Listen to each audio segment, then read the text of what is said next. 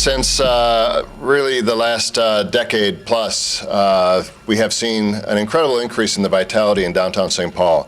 We've seen additions of facilities like CHS Field, most recently the Palace. We see new projects like the redevelopment of the Macy's into Treasure Island Center. We've seen new bars and restaurants. We have seen the advent of light rail. We have seen an uptick in not only housing units, but the number of residents who are living in downtown, over 30% increase in the number of people living downtown, and certainly a significant increase in the number of people that are coming to downtown on a daily basis. But over the last winter, we have seen an uptick in what I would say primarily were quality of life issues in our Skyway system in particular. We have seen an increase of number of people that were living in the Skyways, that were causing challenges in the Skyways, and it is very clear that we need to take some action relative to that. The fact of the matter is the Skyways are an important part of the network of transportation in downtown St. Paul. They're an important connector for businesses.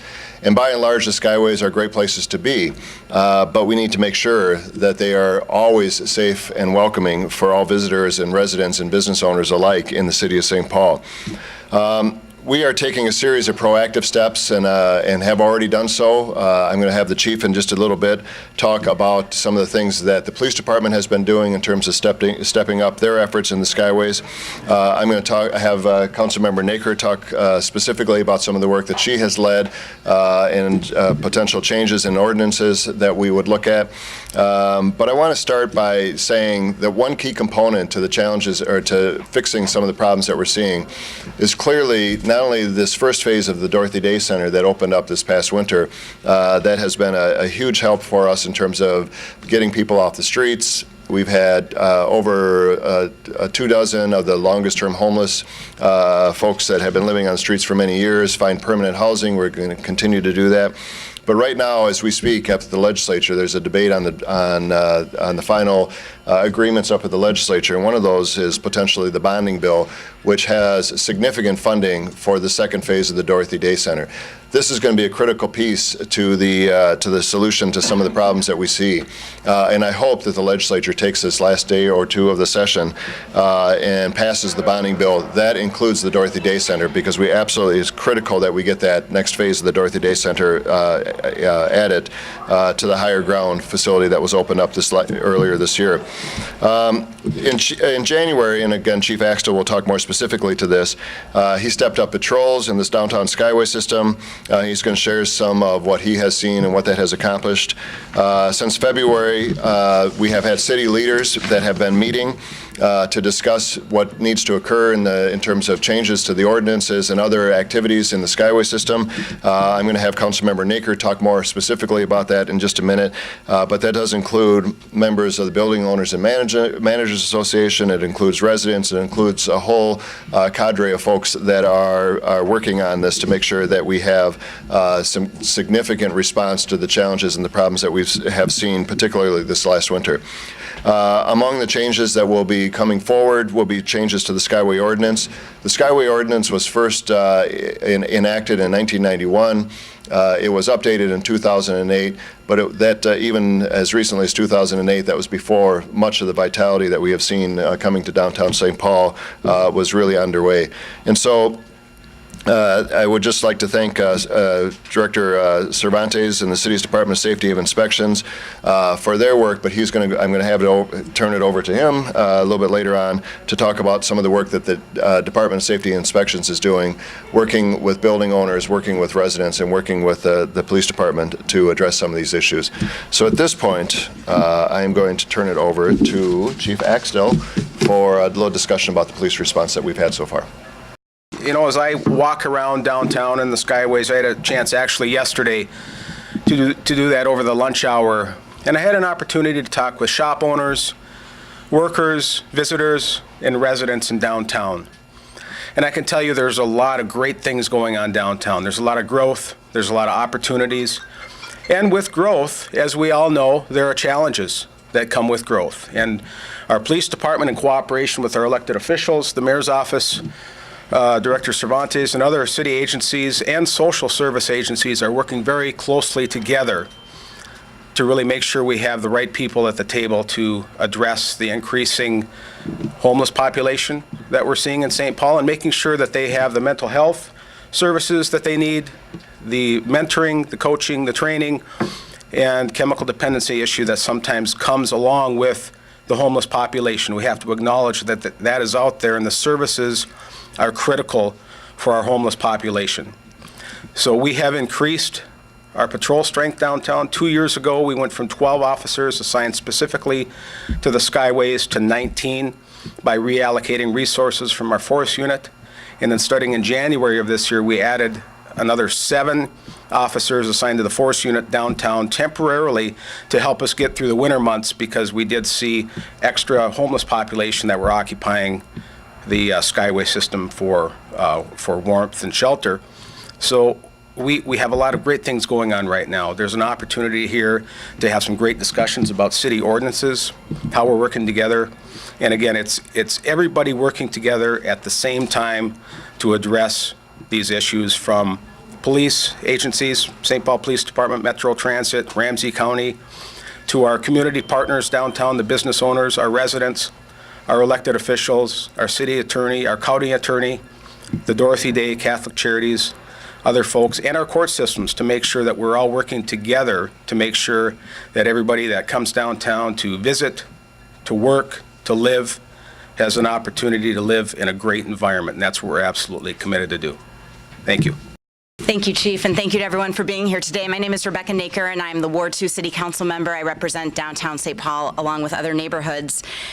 And keeping our downtown safe, secure, and vibrant is absolutely critical to me. It's one of my top priorities as a council member. We absolutely have to make sure that everyone who lives, works, plays, goes to school, and comes downtown to enjoy the wonderful, wonderful place we have here feels safe while they're doing so.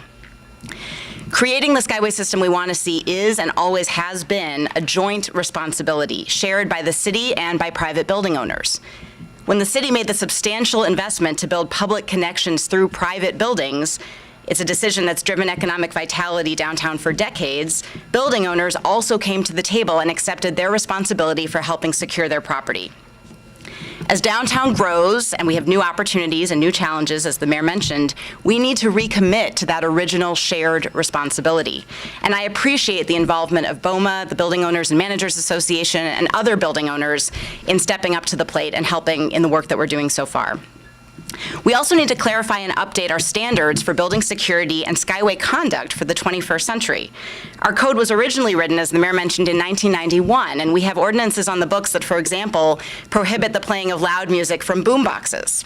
Well, nobody's doing that anymore, so I suppose the ordinance was successful. But I think that we need to update our ordinance to reflect the current challenges that we're seeing today. Because when the law isn't clear, our police officers aren't able to enforce it with confidence, and those who use the Skyways aren't sure about what's acceptable. That has to change. This work of redefining and recommitting to our shared responsibility takes coordination and leadership.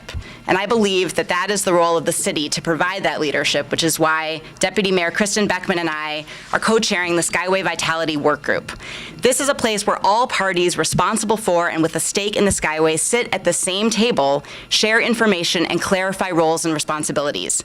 We can get things done in 5 minutes at that table that would have taken days, weeks, or months over email.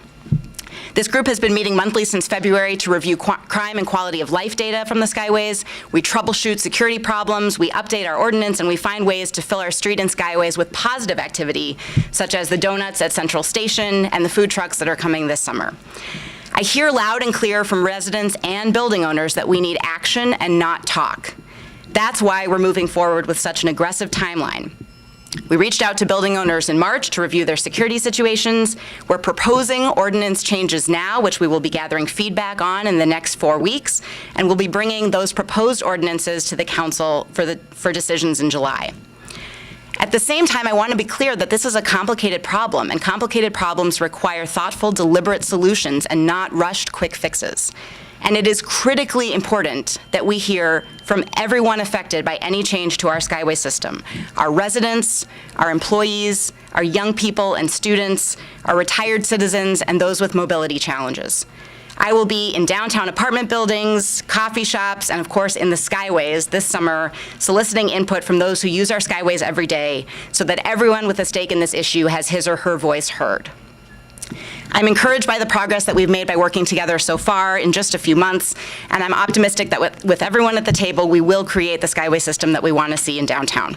And with that, I'm happy to turn it over to Director Ricardo Cervantes of the Department of Safety and Inspections to speak a little bit more about some of the ordinance changes that we are proposing.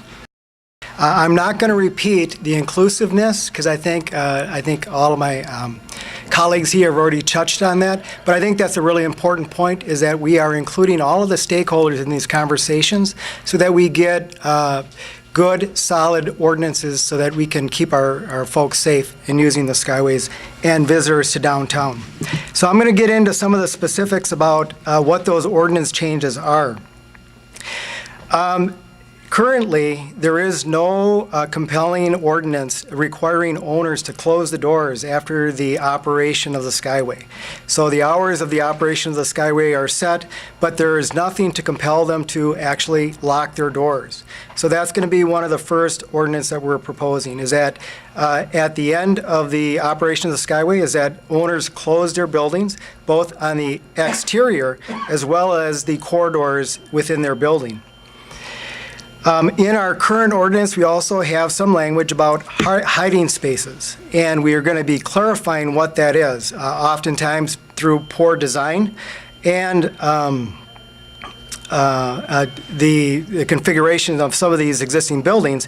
They actually allow for these attractive nuisances where people can actually hide.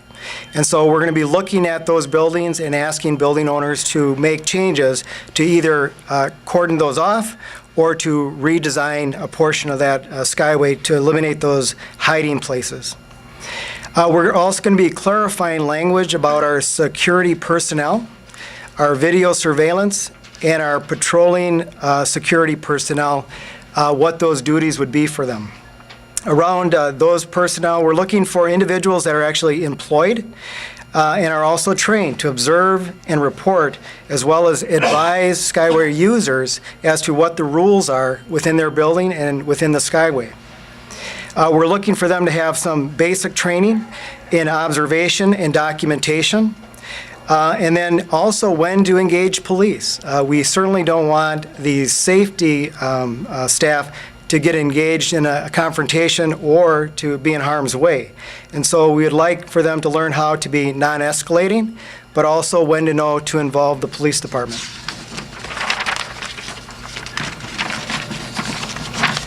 In regards to video surveillance, that's currently one of the options in our ordinance around Skyways. But it does need some clarity and a little more detail. We're looking for cameras that are set up to be monitored during all hours of operation. So having cameras is not enough. They need to be monitored. And in addition, we need to have personnel that can act on activities that are happening within the Skyway. Again, using those same monitoring, reporting, and engaging police or advising. The placement of those cameras is not detailedly spelled out in the ordinance, and so we're going to be looking for plans around how those video cameras are set up in the buildings. And then lastly, in regards to video cameras, is the security personnel responding to those incidents. That'll be a new portion or a new detail to this ordinance. For patrolling, which is the other option for security within our Skyways, is that we're looking that building owners commit to a 1 hour frequency in inspecting or reviewing the activities within their Skyway. And then lastly, I just want to say that, St. Paul is vibrant, and many of the buildings that exist downtown now far exceed the expectations that we have currently and what we are proposing, and they should be commended for that. But I believe that, with our cooperation and our continued effort, that we'll be able to make improvements in regards to safety and just the sense of feeling safe in St. Paul.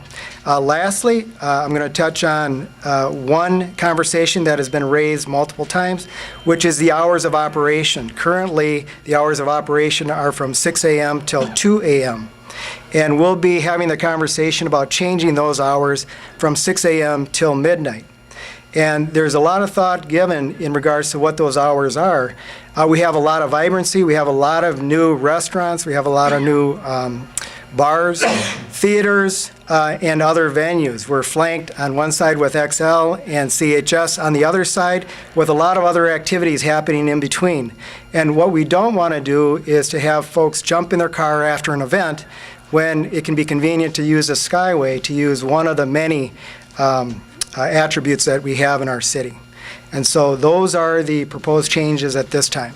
I would invite input from those that either live, work, or play in downtown. They can certainly call our office at DSI and provide us with some of their feedback in regards to what's being proposed. We'll have multiple conversations regarding the detail of these ordinances, which will allow for more feedback. And with that, Let me just say before we open it up for questions, this is going to take a true public-private partnership to be able to address some of these issues that we've outlined. It's going to be business owners, it's going to be residents, it's going to be the police department and the Department of Safety and Inspections. And so I am very confident that we are going to be able to address these challenges that we saw this last winter. A lot of our work is geared to be ready to go before the weather changes next fall. Although based on today, maybe sooner rather than later. But the fact of the matter is, St. Paul is vital. It's open for business. We want it to be warm, welcoming, and safe for all visitors and residents and business owners in the city of St. Paul.